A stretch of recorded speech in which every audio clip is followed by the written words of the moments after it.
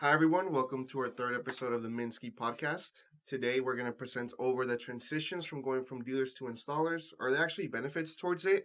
And if there isn't, what's the next steps to take towards it? So today we have some special guests. We have over Richard Streep and Roxana. Richard Streep is the CEO of Pandora, one of the installers that uses the platform. And we'll go ahead and present more into detail about what we're going to talk about with them. But first and foremost, I do have to say that today is Xochitl's birthday. She is now 28. Yes. 28. Still young. Yeah, she just turned 28. She's one of our young COOs, our only COO. ¿Cuántos tenemos? Where's the champagne? You didn't bring it. We don't have anything extra in that style. But yeah. So yeah, first and foremost, right? One of the pioneers here in El Paso, Texas, when it comes to solar. He's one of the OGs, if you want to put it like that, for the solar industry here. I was pretty new in it, so Xochitl's also relatively new in it. I know Rox, también eres una de las primeritas en el solar aquí en El Paso. Hablo en español y en inglés porque Roxana es muy buena con el español y prefiero un poquito más el español, pero también sabe inglés. Así es. Nomás que nos turnamos. Y alemán.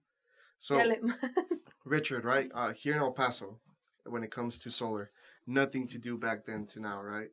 When it comes to what's going on in the market. Oh, yeah, the market's completely changed. It's not what it used to be, at least when I started back in 2017. I mean, this was a gold mine if you were in solar back in the day. Years back, there was they didn't have the surcharge that the utility company now has, right? Yeah. You didn't have very many installers. In fact, you probably had like maybe two, and there was virtually almost one or no existing sales organizations here. Oh. So, I mean, if you came in El Paso, where it's got basically year-round, sunshine days, it hardly ever rains, one utility company, monopoly, I mean, it was a gold mine. And if you were there at the right moment, at the right time, you really succeeded. And when I started my career, I happened to be in the city where it blew up. Yeah. So it wasn't like I went to California or anything. Like, no, I just happened to be here, right time, right place. And I met a couple people in between, and yeah, man, it took off.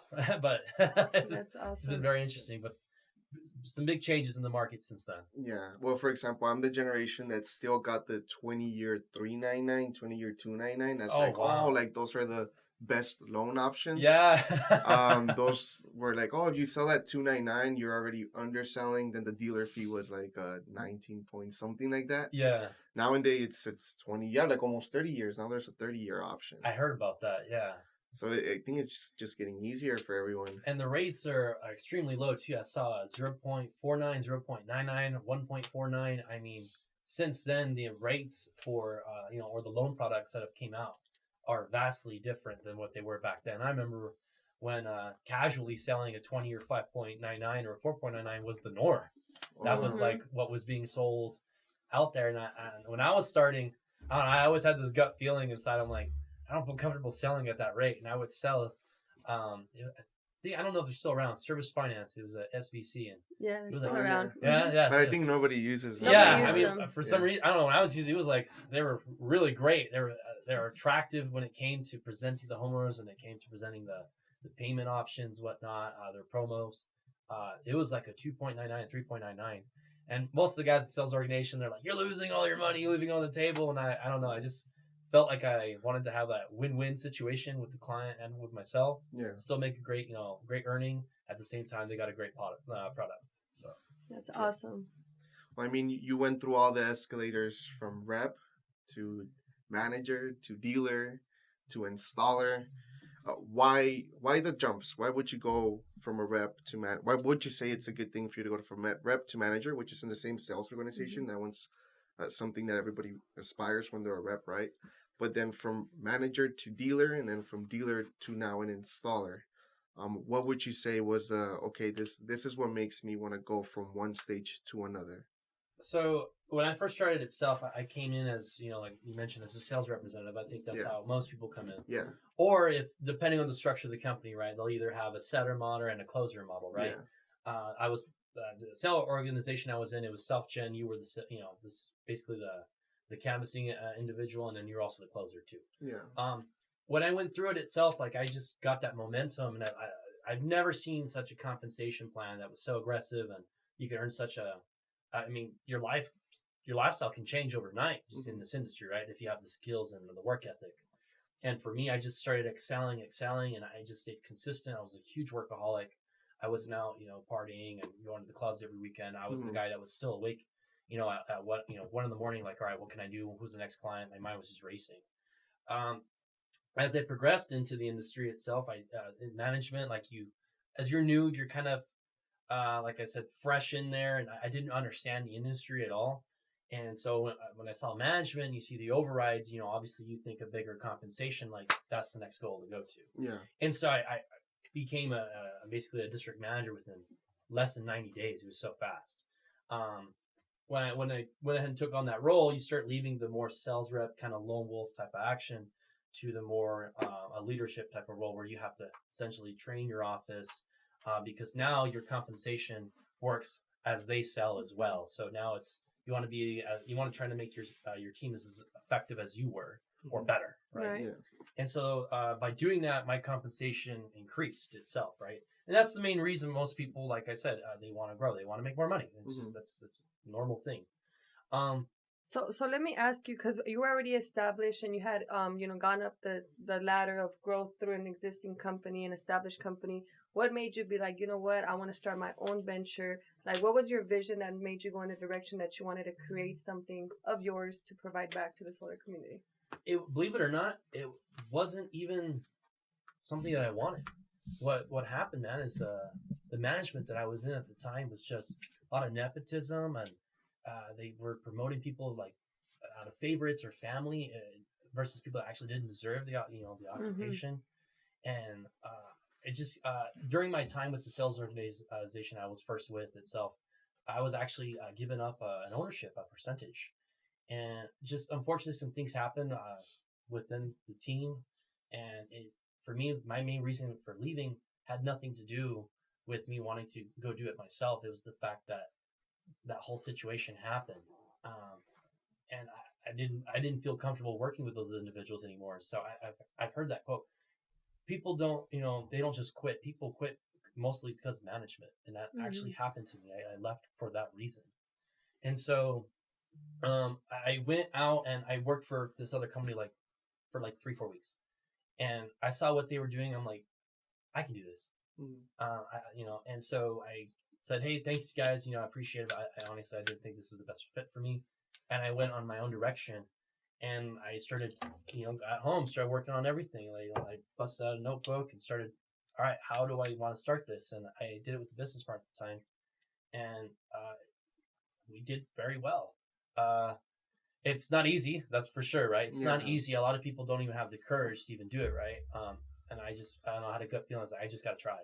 And it worked. It did very, very well. I mean, I remember I got the shirt at the time, and it was like a different company name. It was me and my business partner. The first day we went out canvassing, we were in Las Cruces. It was a cash deal. It was the first deal. The first day we went out, I was like, I was like, we can so do this. And we grew. And then within a 6-month period, I went from just me and her to having all these reps starting coming in, a management. And we started creating exactly what I was doing. Kind of, Lauren, that's not saying copy paste from them, right? But took things from them, and then how can be more competitive and better than versus what they were. And so going to the dealer was great, man. A lot more responsibility. Yeah. Obviously, there's a lot more consequences if things go south. But also there's a bigger treasure. And so it's very difficult. I would say it's not for everyone, but if you feel in your heart that you should give it a try, I highly recommend you do. Because then at least you can say, you know what, I tried. And if you fail, you learned a lesson versus just regretting you never did it. Yeah. Does that make sense? Right. So, I mean, going from the dealer, now going to the installation, right? Yeah. That was the last one. Wow. Okay. So really quick, I know before we go to the installer, I know Roxana also you all have like a similar story in the sense that you all started with the company and then Roxana also helped run another company. So no sé si quieres elaborar, Roxana, en cómo fue cuando primero entraste tú a la industria con una compañía y luego hiciste tu propia compañía con socios y ahora cómo estás con Richard. Oh my God. O sea, ¿cómo Ya me todo? hace sudar aquí, ¿verdad? Bienvenida al confesionario. Sin O decir sea, nombres. como todo el mundo lo pinta tan fácil, voy a tener mi dealer, ¿no? Pero a Ajá. ti te ha tocado, pues a todo el De mundo, todo a todo. A mí me ha el tocado. saber lo que es tener que, o sea, tener Trabajar sola, liderar un Ajá. equipo, decir vamos a empezar una compañía, que se te van, reclutar, tener 2, caer, 3 chavos nada levantar, más contigo en el todo. entrenamiento y la nada ya Claro. tienes 10, y la tienes 20 y la otra vez 2. Ujú. Sí, pues a mí me tocó la fortuna primero de empezar como vendedora, exactamente. De ahí conocí a gente que fuimos creciendo poco a poco, nos fuimos haciendo cada vez más gente. Me tocó estar en California haciendo también ventas, que es un mercado muy saturado, más no imposible. De ahí me regresé para acá al Paso, los conocí a ustedes, me abrieron las puertas, Minski me abrió las puertas, en laborar con ser parte pues de su equipo también, reclutando gente, haciendo ciertas capacitaciones. Ujú. Y de ahí, pues ahora me tocó compartir un poco de lo laboral con Richard, estar tanto en lo financiero O sea, como ya pasaste por todos los por filtros todo. el proceso administrativo individual, que es el que todo el mundo tiene, ¿no? Día a día. Y luego el proceso administrativo como dealer. Y luego el proceso administrativo como instalador. O sea, Exactamente. ya te tocó saborear un poco de todas las cucharas en ese aspecto. Así es. Y eso es algo, por ejemplo, una pregunta vital que se tiene en el aspecto, ¿no? Como los dealers. If I'm a dealer and I'm doing sales, is it the best decision for me to be an installer? Right. That's something that they have the consumption of. If I'm a dealer and I'm doing 100 sales, should I be an installer? Or should I keep this model because for some reason I'm doing 100 sales, right? So in your case, Richard, as you've seen, it's not that simple, right? To just say, I'm going to be an installer because I do sales, you know? Right. It's not a turnkey system for everybody to say, okay, I'm going to install now. Yeah, I agree with that 100%. Wow. Yeah, just because you have a lot of sales, here's the honest truth. If you're doing 100 sales a month, you should probably just stick to that. Yeah. Really, you should. I've noticed in this industry, being as long as I have, there's only basically two solar companies. Either you're a sales organization or you're an installation company. Very rare are they ever both, like together, like they're the sales and the installer. And usually if they are, they got very, very, like they're one of the largest installation companies in the United States. Yeah. Or they bought someone out, you know what I mean? And then they morphed. It didn't come from like the egg, like it didn't grow like that. Yeah. So like for instance, if you're new to this industry itself, and if when you're having to pick from the two, it's kind of like a video game. It's like, all right, like I hate to bring this up, like a Pokemon, right? Yeah. There's the water one, there's the fire one, but once you pick it, you kind of have to stick that route. I wouldn't recommend mixing it. It's a terrible idea to do that. Just from me seeing it from that, experiencing all in the years that I've been doing this, because the installation side is completely a different mind. It's a completely different process. It is not like sales. Yeah. Sales is, that's how I started. So doing the sales organization, it was very easy for me to understand and to operate and to train. Right. It's just like a simplified process for sales. Yes, it is. And how can I bring this up? It's you really don't have any upfront costs come in your pocket. I mean, so when I started my sales organization, we didn't have a lot of money that came out of our pocket to start it. When we first did our first sale, we didn't have an office, we didn't have a sign, we didn't have a leaderboard or whiteboard, nothing. We just went out and sold, and boom. And what was great itself, if you had the right installation partner, right, if they had a great advancement compensation plan, you got funded. That money came from them, and then great, now you can use that to kind of grow your business. So if you're good at sales, you're able to start getting money immediately, okay, from your sales itself, and then you can grow the business. You can start getting Indeed started, right? Hiring reps, shirts. There's just a lot in terms of costs. It's not as bad. And liability too. Right. You're not the one that's installing the panel on the roof, drilling through the clients. Yeah. That's there's so much more risk and litigation on that side versus over here. It's just the sales, right? As long as you do your sales ethically and you understand the industry, you're kind of an okay margin. Like there's not very, there's no negative feedback coming that way as long as you stick in your, you have a fiduciary responsibility for your client. Right. If you go the installation route, oh my God, it's you're not going to sleep at night. It's going to be 18-hour days easy. And you're going to lose weight. You're going to lose weight. You're going to lose sleep. You're going to lose weight. It's a lot of planning for sure. So I remember the very first time that we spoke with Richard and Roxana. I was at this office, I think late last year when you all came. Yes. And you all had already, had the name in mind. You had everything. You knew you had a plan. You had a vision. And then I remember like 5-6 months later, they came back and he's like, okay, I have the banks. I have this. Yeah. So I want to talk about that process because I know we had a conversation. You had the idea. And then months later, like you already had everything structured out. Which to me, I think that's really something that could be commendable because you actually really thought out the plan and then set it out. So if you can elaborate on how long it took you to set up. 9 months. A whole baby. A whole baby. 9 months. Yeah, I'm dead serious. And during those 9 months, it was tough because I honestly, there's no way one individual can do it alone unless they've massed an entire starting from scratch, because that's exactly what I did. I didn't have a sales organization, right? Like for instance, like you were just mentioning, let's say you already have 100 sales. Okay, you can take money out of that, and I mean, it makes getting the funding would be a lot easier, but it's still going to be just as long, almost. Yeah. It really is. For me, it took 9 months. I had to have help when, like for instance, Roxana. I had to have people that they envisioned this together. Money was a huge concern. It really was big. And then the third thing itself is, like I said, you can't just walk in and like a sales company. Okay, I'm going to go ahead and I'm going to get a lender, right? I'm going to get financing. They're going to laugh at you, man. It was really bad. Honestly, one of the lenders that we applied to, they immediately was like, "Do you have 5 years experience?" And I was like, "I do," right? But can you imagine if someone didn't? And that was their main cutoff. That was already the first obstacle. Even if you're a successful sales company and you've only been around for a year, the bank's like, unless you've been around for 5 years, we're not looking at you. Like, it was an immediate decline. So with us, like I said, all right, we had the experience, right? But my business partner itself at the time, he had more of the construction, the financial history.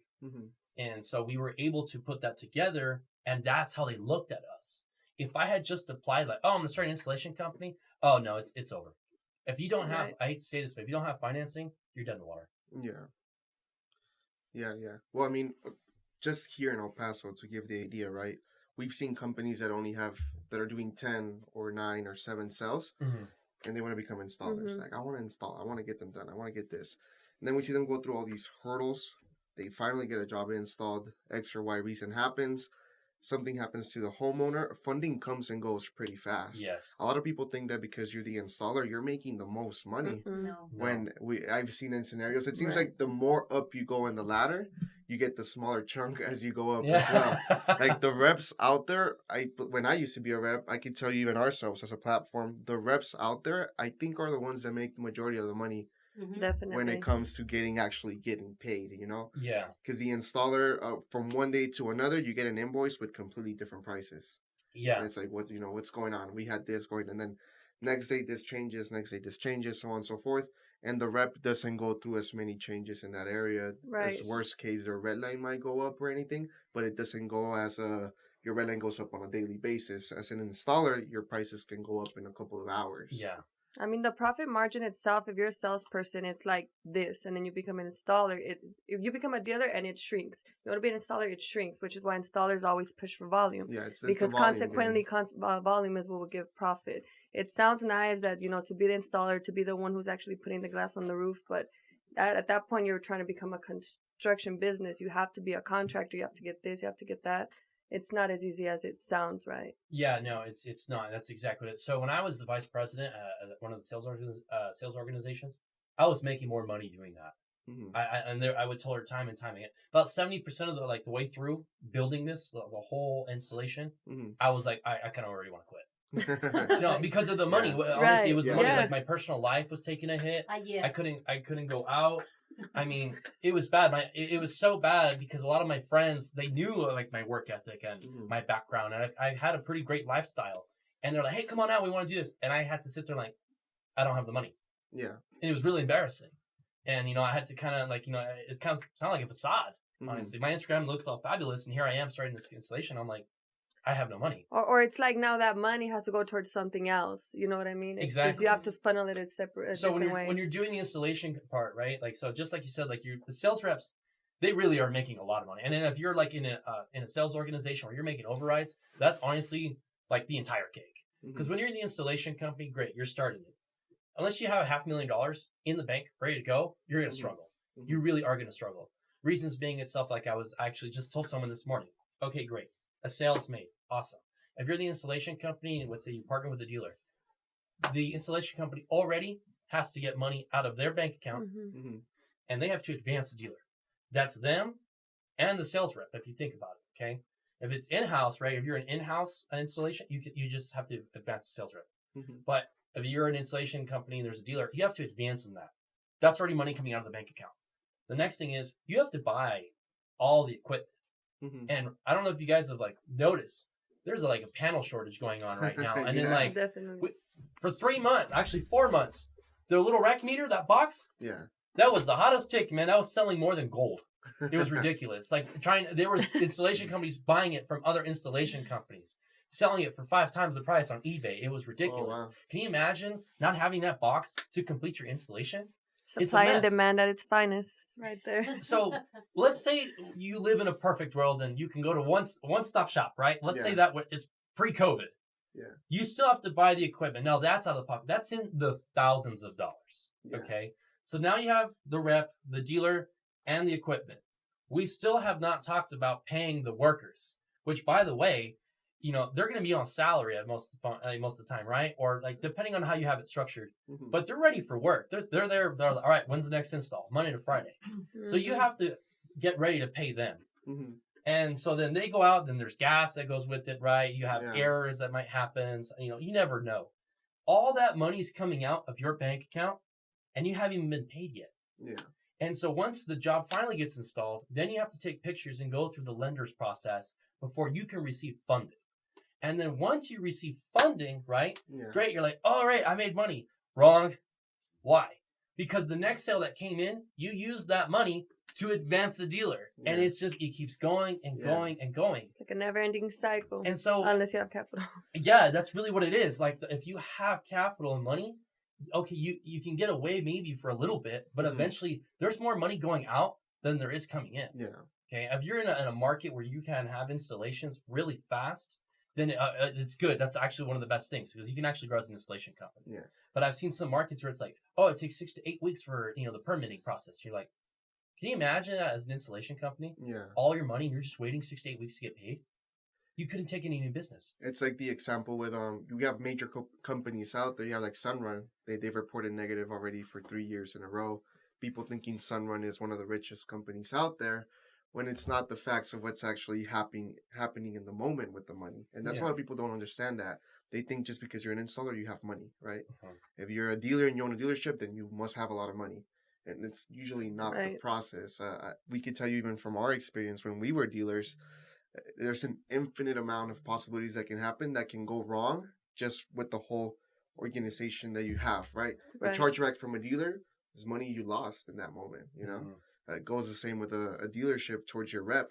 Everybody that's had a dealer has had that experience where a rep comes in, gets a lot of money, makes some sales, then he leaves, and then they cancel. Right?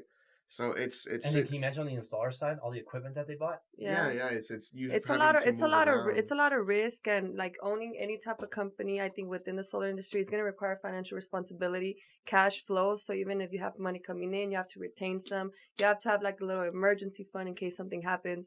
Imagine a dealer skips out on you, sales rep skip out on you. Now you have clawbacks. It's a lot of risk, and I feel like cash flow is one of the main things. So if money is one of the reasons, right, apart from everything and like that, would you say that one of the main reasons people become installers is more for the opportunity to do something different than to actually profit more than what they're saying? I think they're just trying to, in my personal opinion, I think the reason why people want to be an installation company, okay, sorry about that. I was like, yeah, no. I think one of the main reasons why people want to become an installer itself is they think it's the big ticket money. I think that's really what it is. And also, I think the second biggest reason, and that's actually one of the reasons why I wanted to do it, is they want to be in control. They might not like what's going on the installer side. If you're in a market, there's not very many installers, and you kind of hate their process, you're kind of screwed. You're left to just, you have no choice but to use them, right? And so I think that's what it is. People like, man, we can do this so much better than they, because they think they can, right? And don't get me wrong, there's some installation companies that really are like really their process is, it's so backwards, man. It's in the past. I mean, archaic, really, very archaic. Still using paper credit applications. Really, like just busting that out. Like, really, when there's streamlined processes going on right now, like you can run credit on a portal on your iPad or on your phone, and all the information is already pre-filled out. You don't have to. It's just and it's completely legal and acceptable by all financial institutions as long as they do an e-sign consent. That's my point. And so I think that's what it is. It's one, the money. They picture there's more money in it. And two, they want control. Maybe they don't like a certain process that the installation company requires, and maybe it's annoying, and they would like to go around it, but then maybe they can't because they're limited on options. Okay. And so I think that's one of the big drives for people that they might want to go ahead and be an installation company. Okay, so before we finish, we do want to thank Richard for joining us. He's actually one of the installers inside our platform right now. I can say that his processes that he actually structured out, he kind of wanted to perfect them before he even launched them. He actually had us wait for him to finish everything. He didn't want to start becoming an installer like halfways. Like he kind of had the material, kind of had the banks. No, he waited to have a warehouse with equipment, with banks before he was like, you know what, I'm ready. I want to be on the platform. I want to be available for dealers. So I think that's very commendable. And by the way, Roxana had to step out. She had an emergency. But other than that, I don't know if there's anything else you want to say, Richard? Yeah. So, I mean, she had to step out. I think it's funny. She kind of just snuck like a little, like a little raccoon. She could have been like, it's crazy. No, I mean, like I said, she's got to go pick up her son.